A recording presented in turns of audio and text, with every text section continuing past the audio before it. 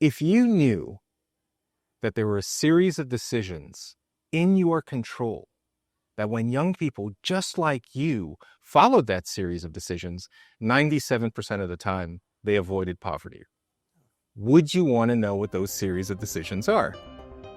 This is today's Battlegrounds. Our discussions with leaders from around the world consider how history produced the present and how we can work together to overcome obstacles to progress, seize opportunities, and build a better tomorrow.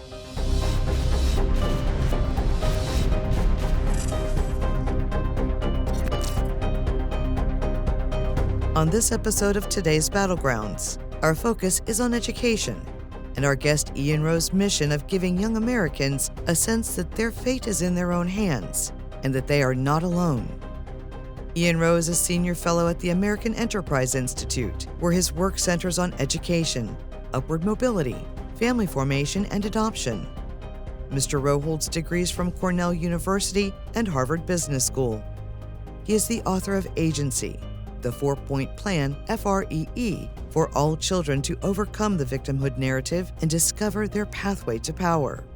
The F.R.E.E. acronym stands for Family, Religion, Education, and Entrepreneurship. Rowe is co-founder of Vertex Partnership Academies, a network of virtues-based international baccalaureate public charter high schools launched in the Bronx in 2022. This year, Vertex graduates its inaugural high school class of students educated in a model that pairs academic rigor with character formation and civic responsibility. Vertex's curriculum reflects the belief that strong democratic societies must have not only excellently educated populations, but populations formed by virtues such as responsibility, self-discipline, and respect for others. We welcome Ian Rowe to discuss Vertex and how education can help young people develop a sense of agency and meaning guided by moral discernment. As Americans celebrate the 250th anniversary of the Republic, Rowe reminds us, as he does in his book, that freedom unexercised may become freedom forfeited, and urges us to aim high and set ambitious goals for America's future.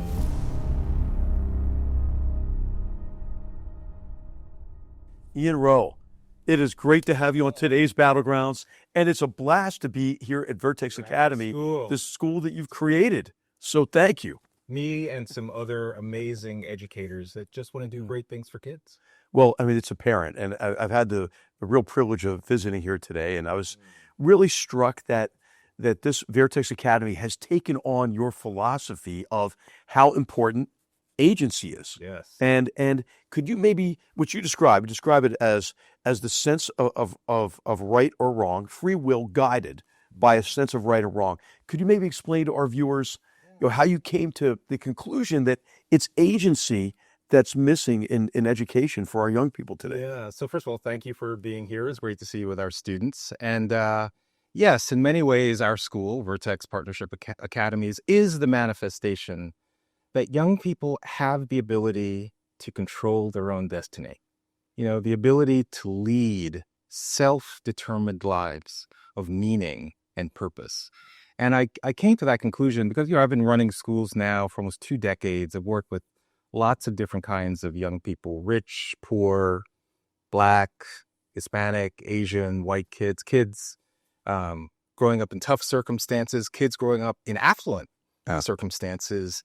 And yet there's this sense, sometimes it feels that young people in our generation don't feel a sense of agency, don't feel that they have this ability to control their destiny. And I started to see these two narratives, these two meta-narratives that I call blame the system, and the other is blame the victim. And in the blame the system narrative, that's an idea of America. Like America is this inherently flawed nation that based on our past, even our present, if you're of a certain race, of a certain gender, the system is rigged against you. Yeah. That you don't have the ability to pursue the American dream. And if you hear that over and over and over and over again, no matter you're a 12-year-old, I believe it. Yeah. You start to believe it, right? There's this kind of learned helplessness. So that's one thing I think that robs a lot of young people of this idea of agency. But on the other side, there's something called blame the victim. Yeah. That's this other philosophy that says if you're not successful, it's not America that's the problem. America's great. America's got, lined with gold. Right. The problem is you. You're the problem. Yeah. You didn't pull yourself up by your own bootstraps. You didn't take advantage of all of these opportunities, right? So that's another sort of blame the victim, right? So between blame the system and blame the victim, Yeah.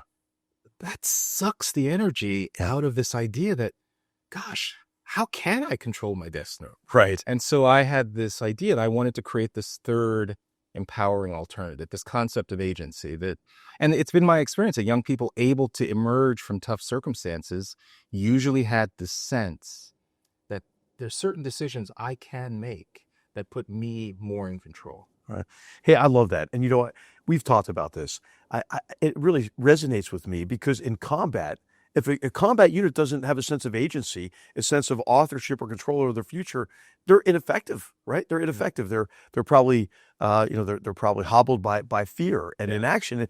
And I think, this sort of idea, blame the system, blame the victim, it leaves our young people with this toxic combination of anger and resignation. Yeah. And so could you talk about how you have instilled in your students here and this sense of agency, that they're authors over their own future? Well, the key to this, so as you said, my definition of agency is the force of your free will guided by moral discernment, right? Because we all have free will, right? But there are lots of people that have free will that do bad things. Sure. Yeah. Right? So how do we create a moral framework for young people to have a sense of right versus wrong? Yeah. Like it doesn't just come out of nowhere, right? And the thing is, if you don't have a deliberate approach to moral formation of young people, even if you're not intentional about it, moral formation is happening, right? So if you are passive and you don't say what's important to you, then that void will be filled by a whole bunch of other things that are probably do not align with your core values, right? So that's why you see the dangers of social media and all of these things going on where young people are getting influenced by things very outside a sense of right versus wrong. So at our school, we organize around the 4 cardinal virtues of courage, justice, temperance, and wisdom. And, we talked about this before, but the cardinal, the word cardinal comes from the Latin root cardo, which means hinge or axis. So when you say cardinal virtues, all other standards of moral excellence emanate from the 4 cardinal virtues. So optimism, determination, perseverance, resiliency, all of those come from these 4 core virtues. So every morning our students recite what we call I statements. So courage. So imagine all of our students, their beautiful blazers and eyes each morning for courage. I reject victimhood, right, and boldly persevere even in times of uncertainty and struggle. It's great, right? It's great, like goosebumps, or temperance. I lead my life with self-discipline because I am responsible for my learning and behavior. So like when our students say these words, it's not just some words that like in their head, but they're saying it out loud in unison.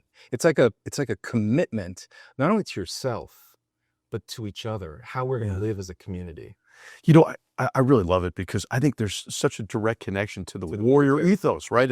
And really, which is really a covenant between soldiers, among soldiers in a unit, with our expectations of each other. And I got that same sense from your students today when they were reciting the pillars and what it means to them, and Invictus. Yes, and the poem Invictus, right? I mean, fantastic. I am the master of my fate. Yes.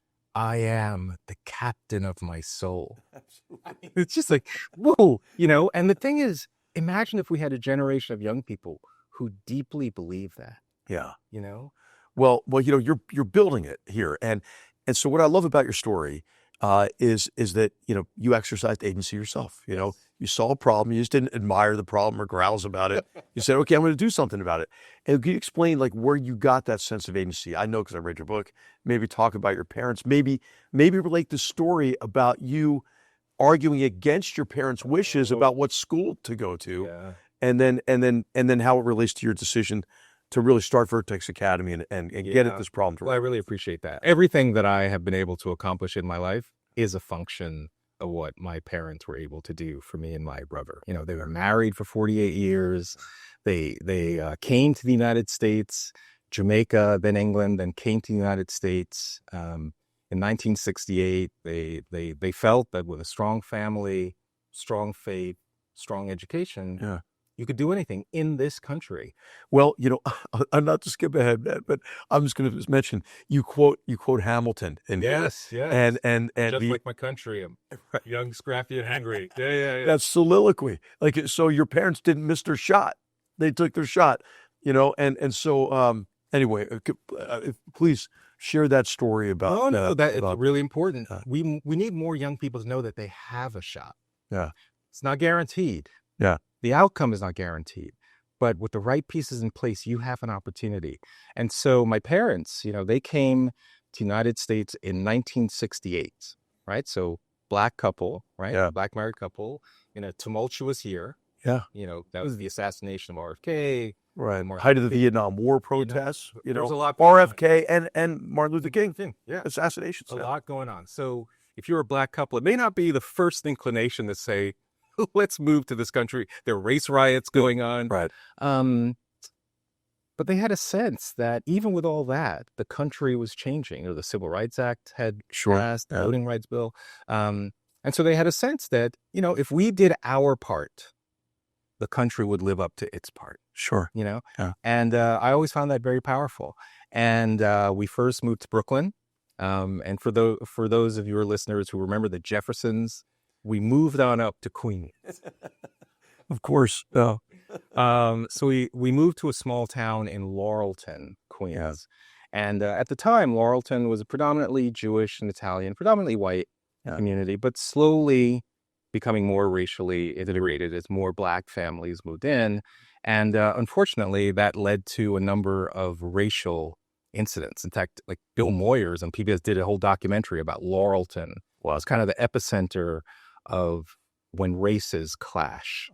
And my junior high school. And this is like busings going on at this time, that sort of thing too. In the country, around the country. But in our school, junior high school 231, you know, it again had been predominantly white and now mixed, but we were kind of the epicenter of a lot of these negative racial incidents. And the local school board, in their wisdom, they said, to solve this problem, we're going to open an annex. We're going to open another junior high school in Rosedale, another town, a couple towns over that was more predominantly white. Sure. And so the net effect of that was that all of the white parents in junior high school 231, my school, left. Yeah. Right. They sent their kids over to the annex, leaving 231 as virtually an all black segregated school.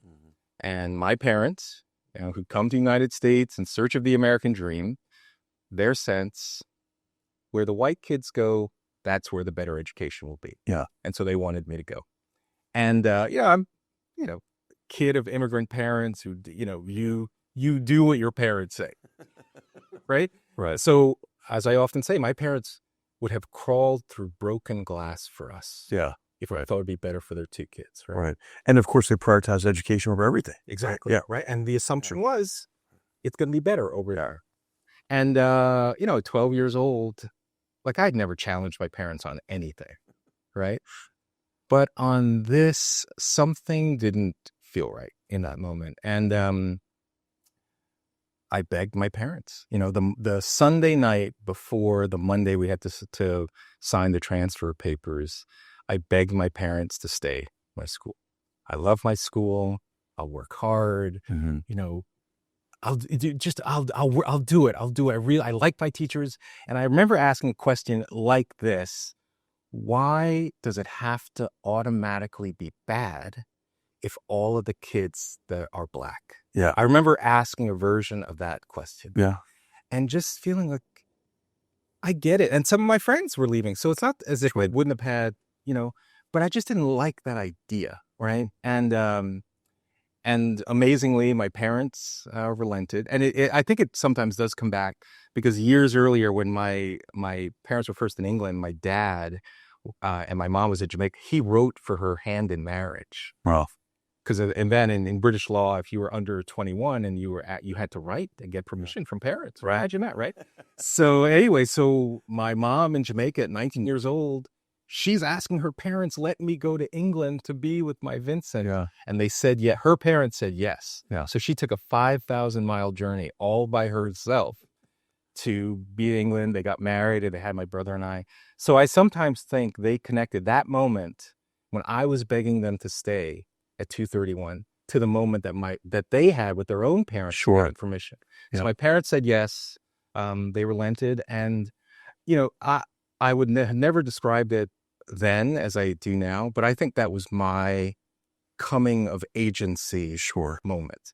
This idea that I could actually help shape my destiny. I really believe in this. Like, I now had skin in the game in a way that I never really did before, and I'm convinced that experience undoubtedly shaped all of the work I do today, because fundamentally, whether our school is in the Soundview section of the Bronx or in Scarsdale, wherever, the demographic makeup of that school, of that institution, should have no relationship to the expectations that you place on the students in that institution.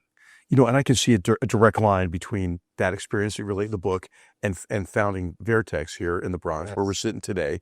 And could you maybe describe to our viewers that experience? Right, it wasn't easy, was it? So how difficult was it, and why was it so hard to make the difference you're making here? I mean, one would think launching a grass school seems like a good idea. Sure, sign us up. We should always sign up for that. No good deed goes unpunished, right?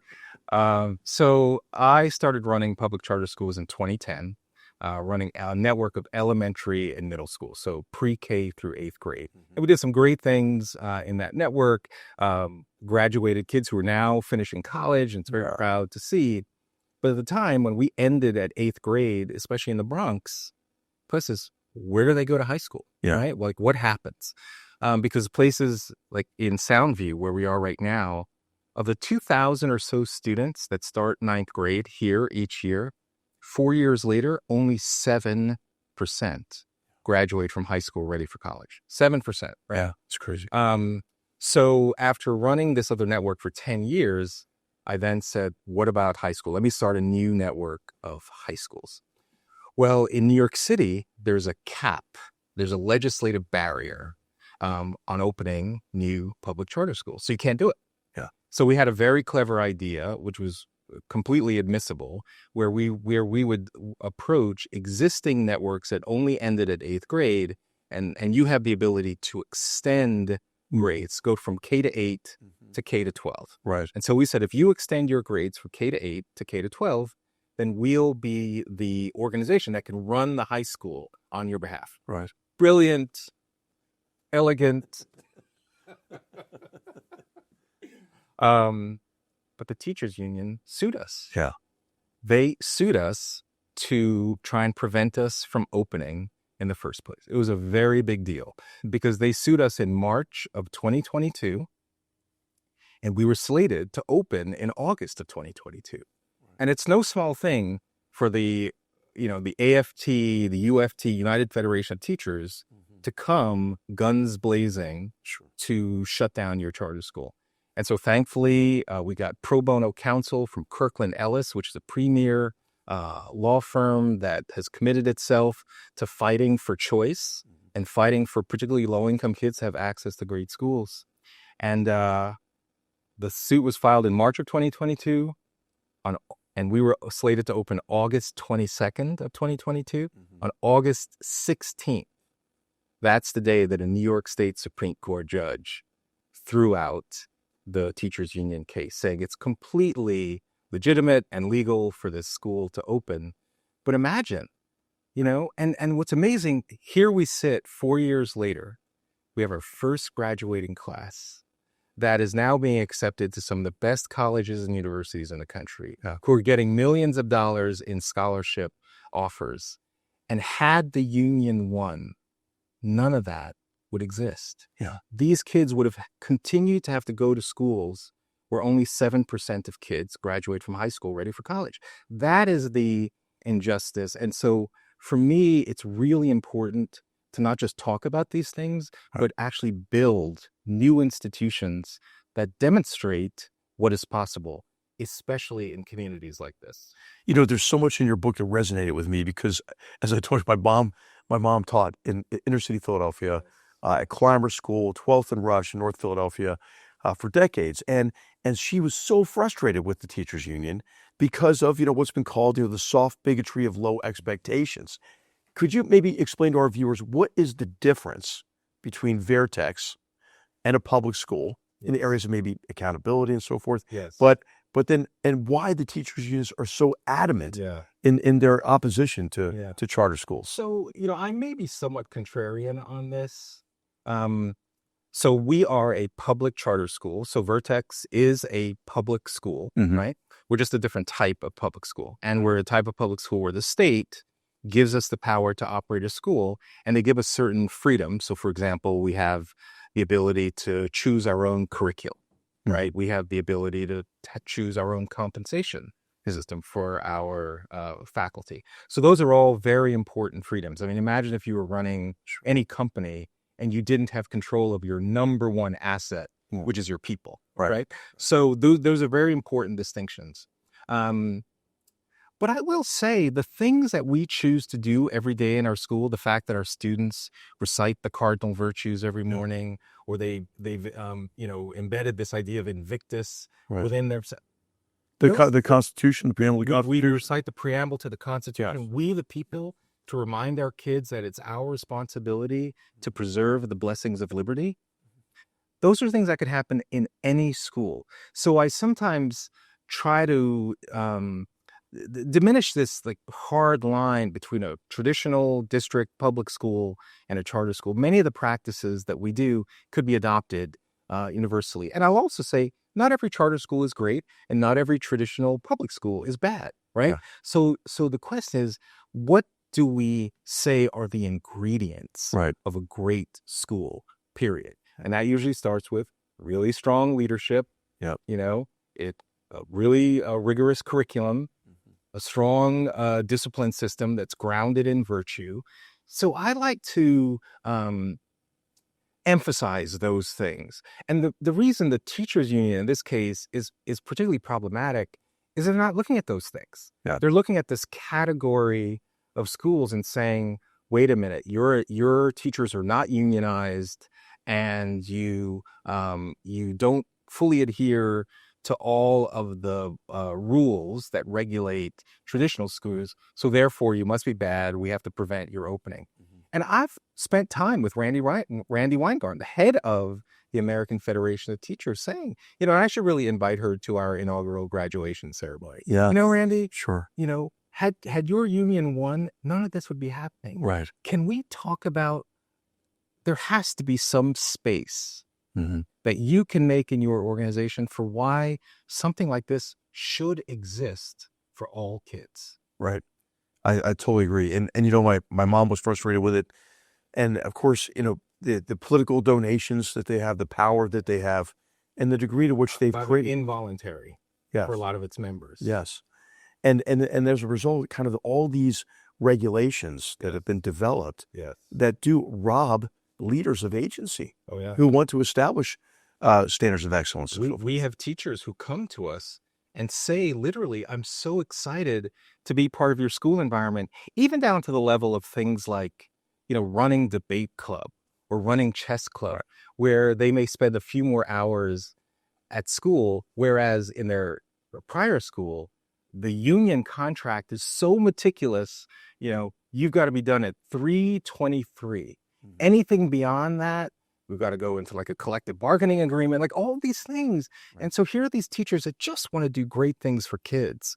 And these artificial rules and regulations get in the way. And that's where I think I would hope unions would actually learn from the success of many, not all, but many charter schools where we don't have those artificial constraints on achieving excellence. Yeah, absolutely.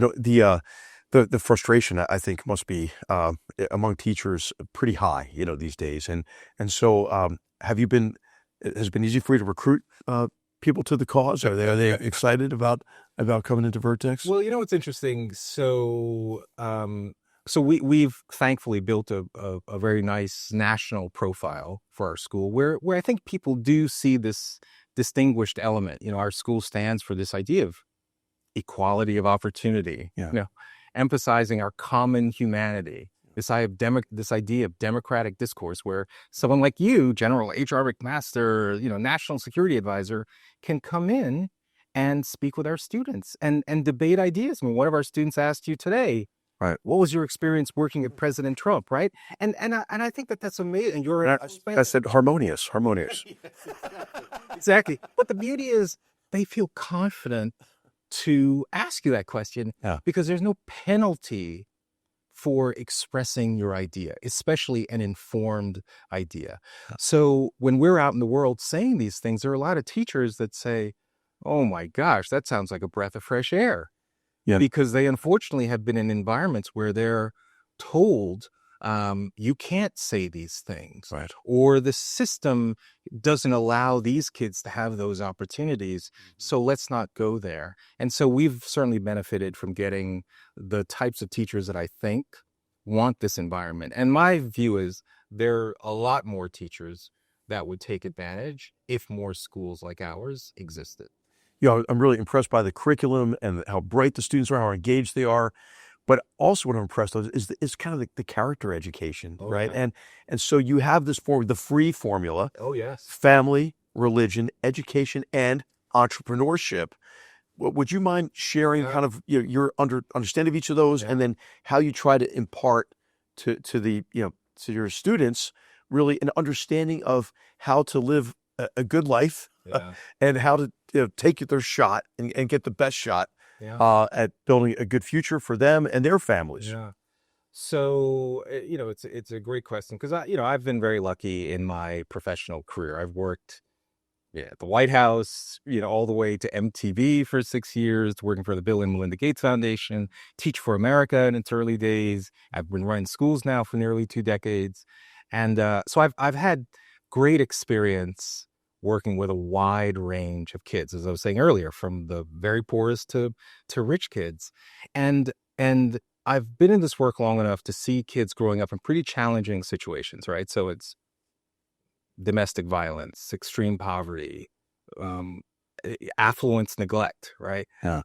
Whereas these teens are now growing into young adults, they start making decisions for their own lives. And unfortunately, these decisions recreate the same dysfunction that they experienced growing up. And it's really tragic to see. It's like the cycle of degradation, the cycle of poverty. And yet, I've seen students in those same exact conditions, right, somehow have a future orientation, have this idea that their life can be different, right? Yeah. So they make different sets of decisions that put them on a very different and positive trajectory for their lives. And as I look back, and there's lots of social science data that supports what I'm about to say, but when I look at my observations, looking at those students that were able to break the cycle of disadvantage, they had a sense of personal agency. They had this idea that they could lead a self-determined life of meaning and purpose, but it didn't come from nowhere. Right. It came from the embrace of what I call the pillars of human flourishing: family, religion, education, and entrepreneurship. And so for each one of those, like family, it's really important. It's not about the family that you're from. It's about the family that you're on the pathway to form.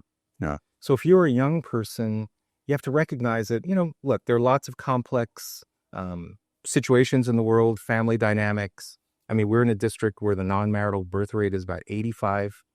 So nearly 9 in 10 babies in this district are born outside of marriage. That's not always a recipe for failure, right? We have many single moms in our community that are fantastic, that would crawl through broken glass for their kids, right? So there's no one formula, but the data is overwhelming when you see that kids raised in married to parent households do better on a whole range of outcomes. So one of the things we teach in our school is something called the success sequence, because it's a method of how to form family.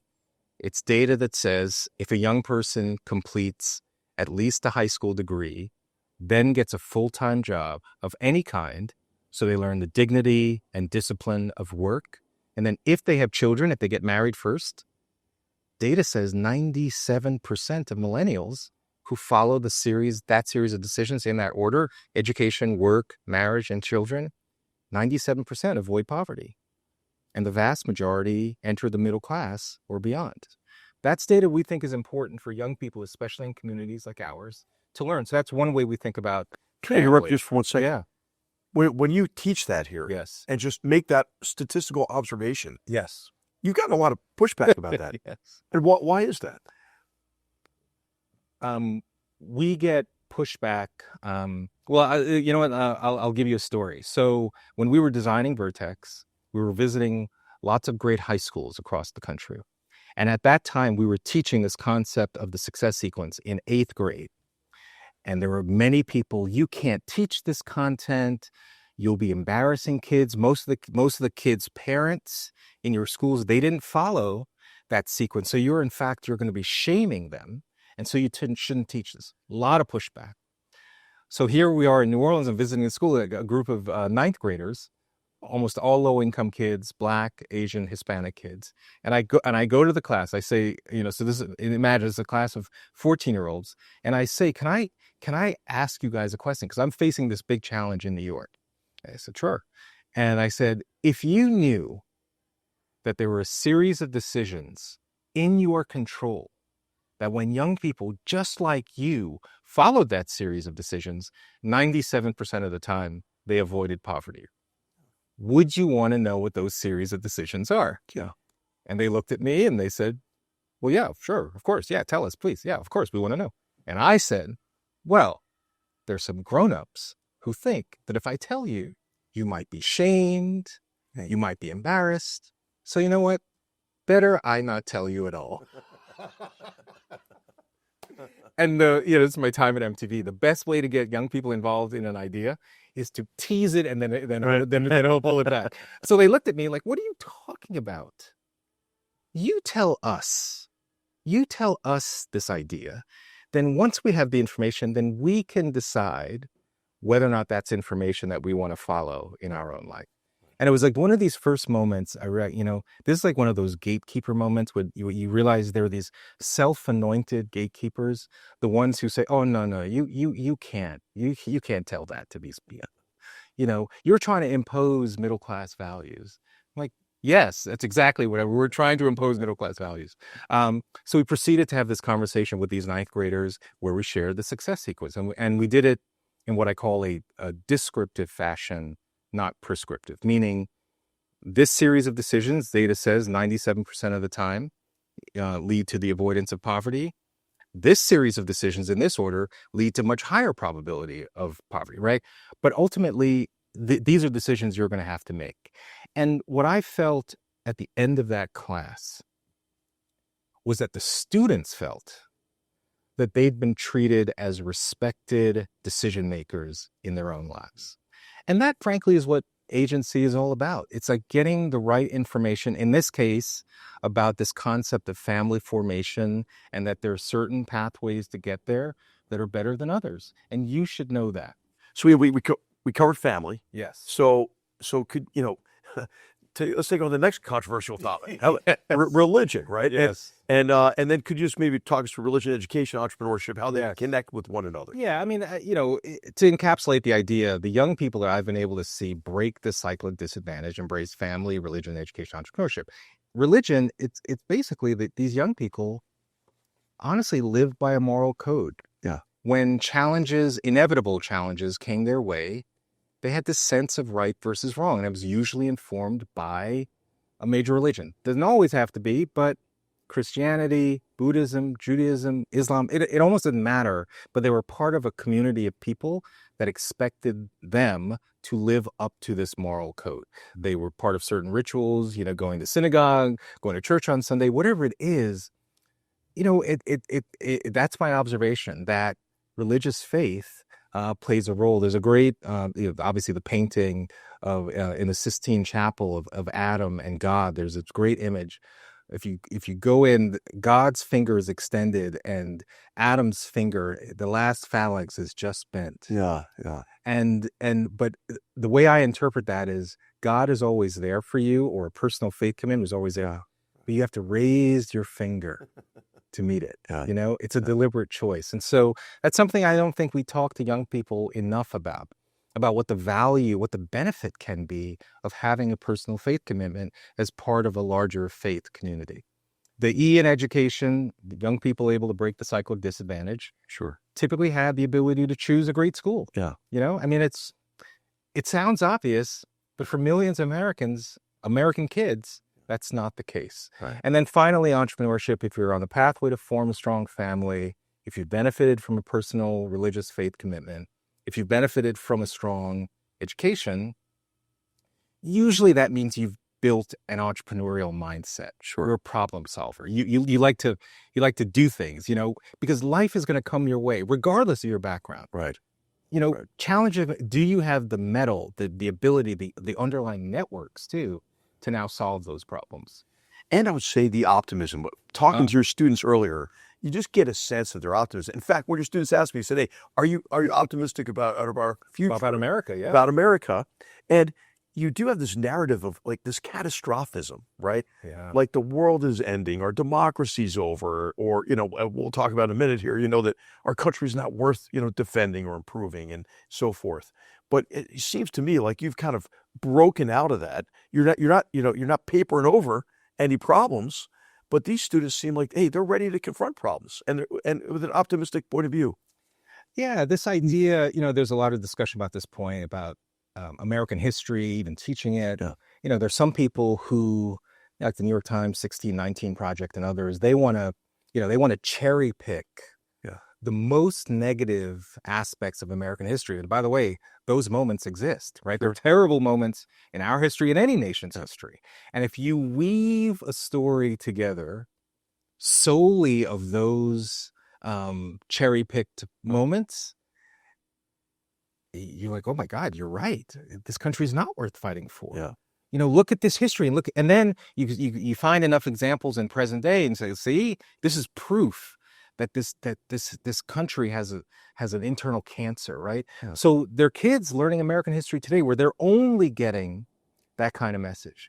But on the other side, we also don't want a history that's been sanitized. Sure. That has been so cleansed. Yeah. Like America, patriot, right. Slavery was a benign instead of criminal learning institution. experience. Right. Or right. Absolutely.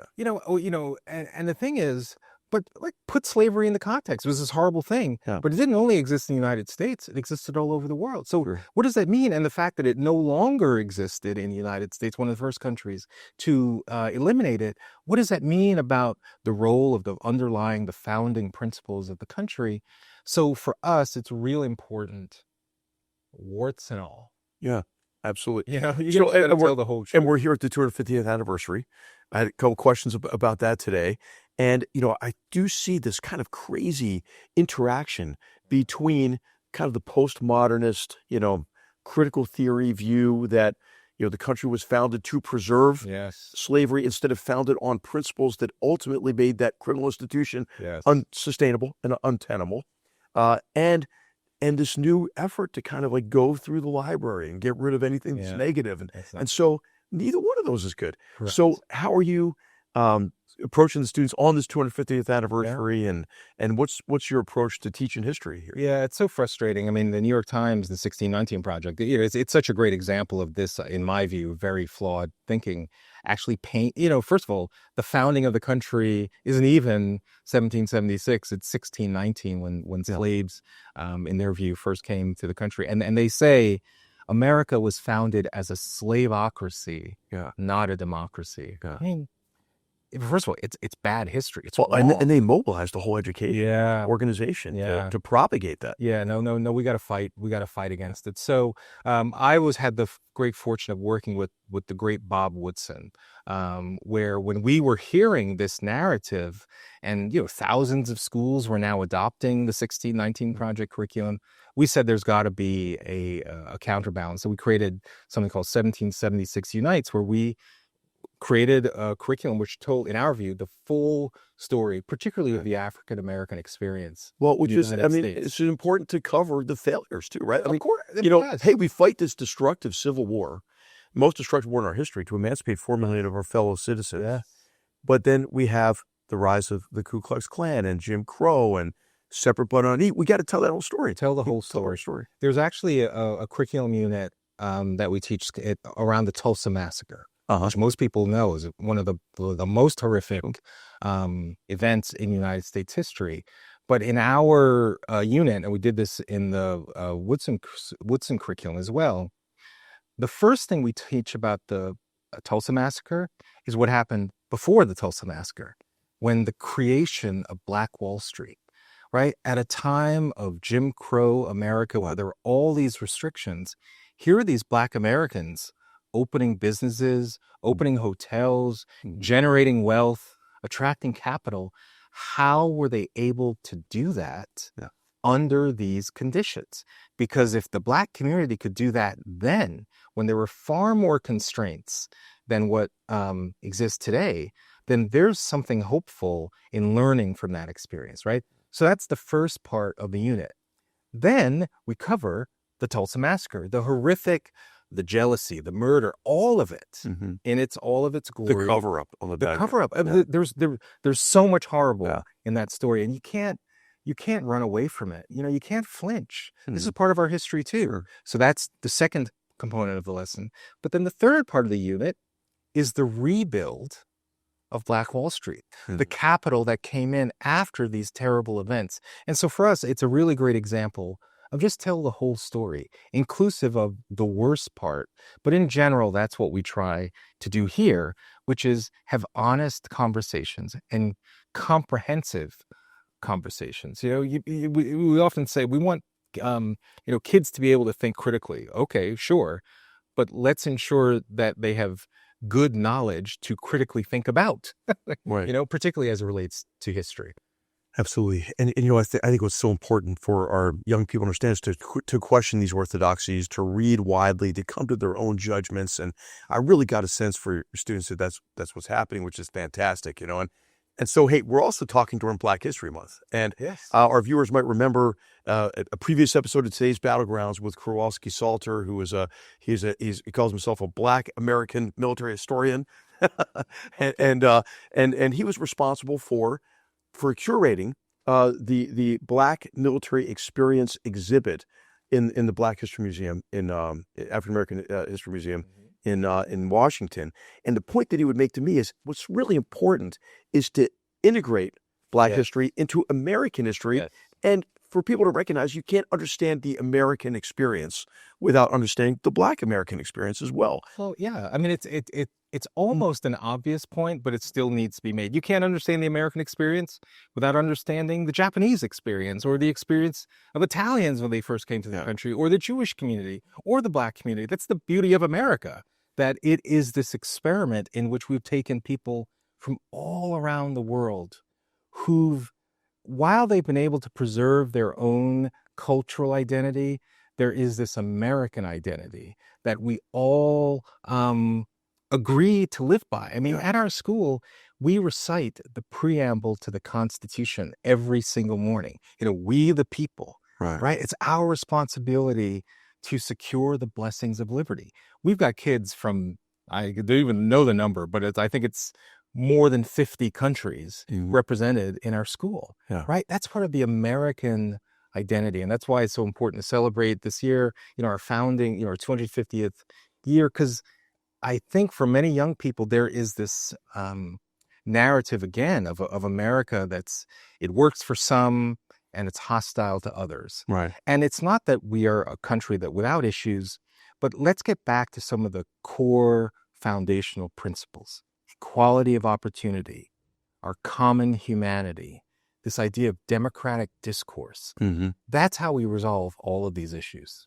And if you put the word structural, institutional in front of every problem, again, you rob people of agency. Yeah. You hear the word. Right. Yeah. I often say there's structural racism, there's systemic racism, there's institutional racism, but there's also something called surmountable racism. Yeah. Where you can acknowledge that there are challenges in our world and that we have the ability, and it's not Pollyannish, we've demonstrated it. Right. We've demonstrated it as a country. And so these folks that, continue to kind of feed this defeatist narrative, let's just say they wouldn't be teachers at Vertex Partnership. Well, it's on page 75 of Agency at 31, where you write, the antidote to racism is not anti-racism.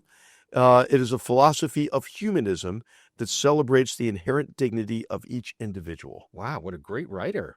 It's fantastic, man.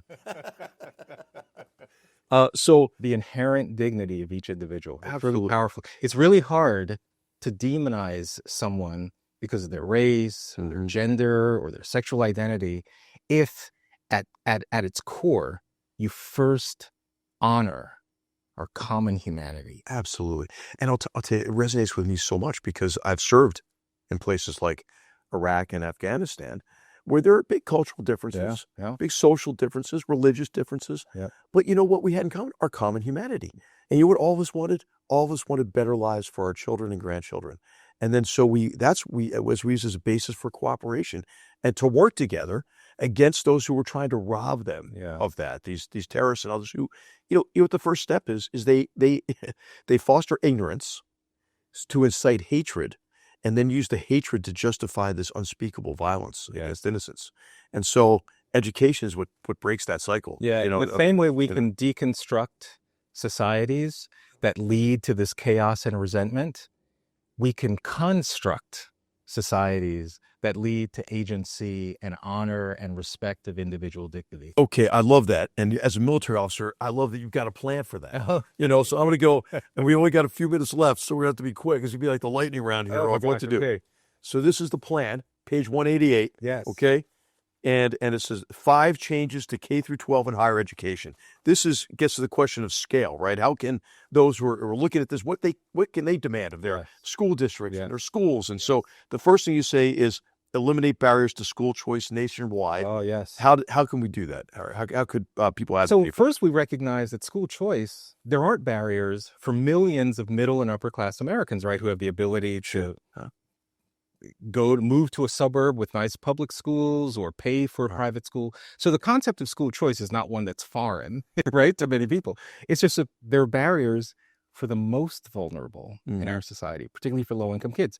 So let's remove things like artificial caps on charter schools, the things that we had to fight here in New York City, or create more voucher-type programs where an individual parent can suddenly get a voucher in their control where they can now say, you know what? Instead of my traditional school here, I want to send my kid to that wonderful magnet school or a religious school. Yeah. And so push more power into the hands of parents. And there's a particular federal tax credit that's right now being debated that could generate literally billions of dollars in private philanthropy that could be used by kids and families to have greater choice in education.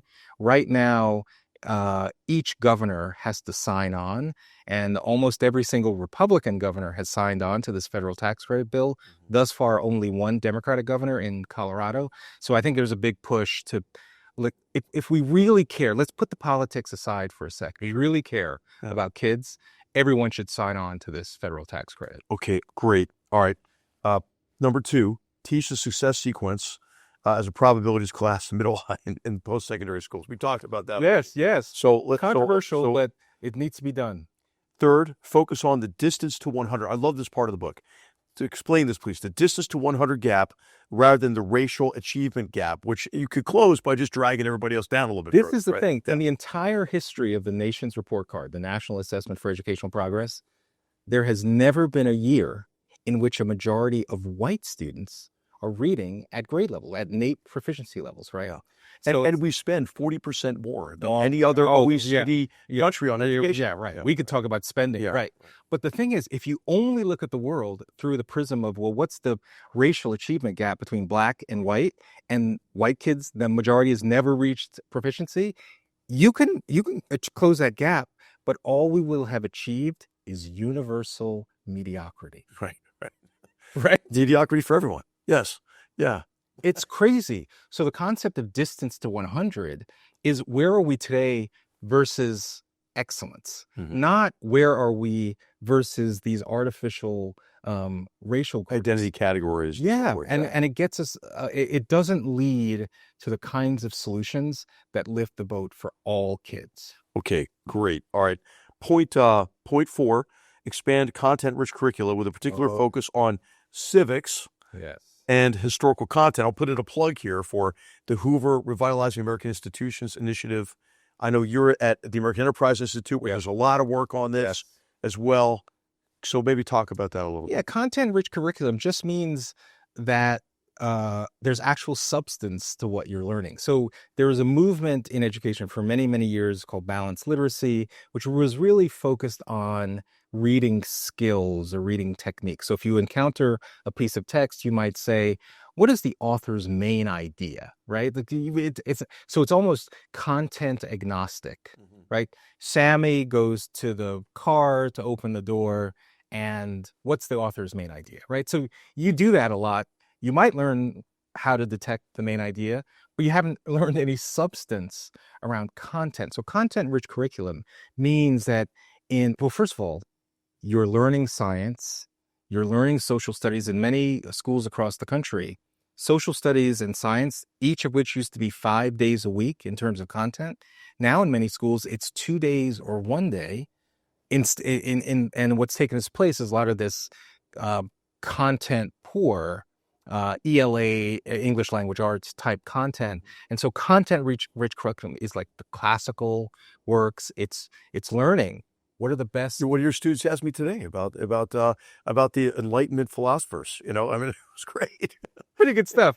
And the thing is, that wasn't a plan, because they're learning substance. They're learning what is the wisdom of the ages. They're reading the great books. This is the thing. I just wrote a piece called the best for the best should be the best for all. Meaning that the greatest traditions that we've learned about education, when you look at it, most well-learned kids read the great books. They read Shakespeare. They read Plato. They read Sophocles. That's not an indictment of quote unquote dead white men. It's an understanding of most great societies like the United States emanated from the philosophies that were written by these authors. So we need to have our students be steeped in that knowledge as well. That's what content-rich curriculum is. Once they have that content, then they can build all sorts of ideas. But let's not deprive the very kids that would benefit the most from having access to these great works that have stood the test of time. Absolutely. And then finally, replace race-based affirmative action with class-based preferences in higher education. Yeah, and so that's actually starting to happen. So a few years ago, the Supreme Court decided that race-based preferences in college admissions were no longer constitutional, and I think it was a good decision. When you looked at the Harvard case in that case, what was really interesting when you looked at Black students, something like 70% of the Black students getting into Harvard, upper middle class Black kids. Sure. Our friend Paul Hughes is really good on this board. Yes, or recent immigrants who are doing quite well. And so a small minority were low-income Black kids, right? And so if we really if we're going to give a leg up, and I think we should, to certain kind of kids, I think most Americans would agree that economic class, like if you're poor, Black, white, Asian, doesn't matter. But if you're poor and you've done academically well, I think most Americans would say, you know what? Yeah, that kid should get a few additional points in the admissions process. So remove race. And what's ironically, if you were to move to a class-based system, I think you'd actually end up with a much more racially diverse population of students by virtue of the fact that class is an indicator of adversity. And, my kids have to compete. My kids will just have to compete on equal footing. But that's what the world should be. Ian, I can't believe we're out of time. This is going so fast. I'm going to ask you two quick questions so we can end on this. Yes. The first is, what's next for you? What's next for Vertex? And the second is, what else would you like our viewers and listeners to know? Well, what's next? I want to open more schools. I want to open, and we're looking particularly at a school focused on aviation and aerospace, given the unbelievable changes that are going to be happening over the course of the next few decades. I just saw a presentation by Elon Musk about building data centers in space and not having enough power sources here in the United States, but not just in the entire world. And so we need to utilize space to make humanity a multi-planetary species. You live among the stars, like crazy, but very inspiring. But the point is, regardless of all the advances in artificial intelligence, all the technologies, there will be a human desire, a yearning for travel. And so how do we build the next generation of aviators, of aeronautic specialists? So how do we fill that desire? So we're looking at a school like that. It would still be virtues-based. Because the point is, regardless of the ultimate career professions that our students pursue, we want them to be grounded in this idea that courage, justice, temperance, and wisdom, those 4 virtues are at the core of being a good human being. So that's what's on the horizon. And I'm really hoping to inspire others to not just talk about these things, but put your ideas into action. One of the things I often see is a disconnect between people who are setting policy. They have great intentions, they're doing research, they've got ideas. Okay, that's good. But this is a military guy. What looks good on paper, totally changes when you get into the real world. Right. And so I would just encourage your listeners to think about the impact that you want to have. And, and if you've got the means and the resources, the time, the energy, bring those ideas into action and see what happens. You're going to learn a ton. You're going to help the population that you're seeking to serve. But most importantly, you'll lay the groundwork for entrepreneurs after you, because they'll learn from what you've done. And slowly, we all just become a better nation. Let me close on this. One of de Tocqueville's, when he was observing America, he said that the greatness of America lies not in being more enlightened than any other nation.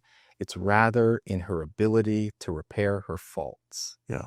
Which I love that quotation, because it just suggests that we as a country, whether it be the Bill of Rights, the Declaration of Independence, the Constitution, those are the tools that our country has for self-renewal and self-betterment. And so the reason why our students recite the preamble to the Constitution each morning is that we want them to know that they have the tools of self-renewal and self-betterment within themselves, so they can be the best version of themselves. Well, Ian Rowe, thank you for the privilege of being with you. Thank you for the impending graduation of our inaugural class here at Vertex. And on behalf of the Hoover Institution, we really appreciate you helping us learn how to restore agency and to work together to build a better future. Thank you. And thank you for being a great leader, from which today our students had the incredible opportunity to listen and learn from your words. So thank you. Well, it was a privilege to be here. Thank you. Battlegrounds is a production of the Hoover Institution, where we generate and promote ideas advancing freedom. For more information about our work, to hear more of our podcasts, or view our video content, please visit hoover.org.